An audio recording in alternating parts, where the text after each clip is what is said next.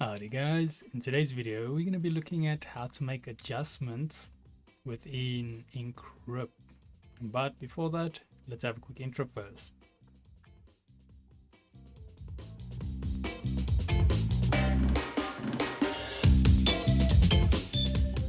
So today's video can be found on softwaretraining.co.za. We make short and easy to watch problem solving videos, and we also have daily updates.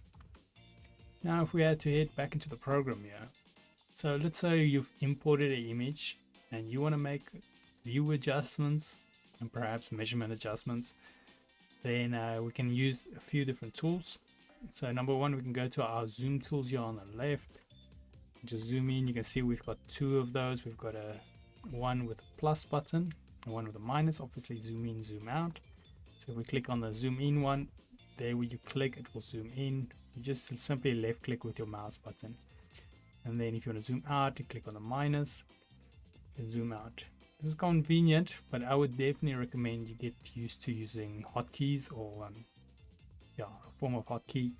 And that is what you can do is you simply keep controlling on your keyboard. You can be selected on anything else, or you don't have to be on your zoom tool, shall I say, and then you simply mouse wheel in and you mouse wheel out.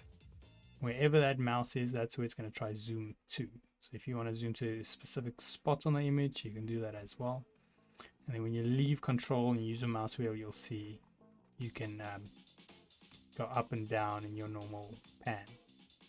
So very handy to quickly adjust the zoom levels. Another handy thing with adjustments is your actual measurements. So let's say currently you can see, I'm going to zoom in here again. On our measuring rulers here, you can see it's mm. It's a little bit hard to read, but it's for millimeters. So currently we are working in millimeters, but let's say you're working on a bigger scale and you're going with centimeters, or you want to go inches, something like that. Then what you can do is you simply go to this show button, or something called a display button, click that, and you can see here we've got a ruler unit, and then under there we have some options we can pick from. Then simply you can click centimeters if you want to change it, and now you can see it went to centimeters. To confirm, you can go here in the beginning, you can see it says cm. So also very handy. So just a quick recap, so for zooming in and out, because oftentimes this thing will start your canvas this around about this small, and then you can simply use these buttons to zoom in, or use control on your mouse wheel to zoom into your image.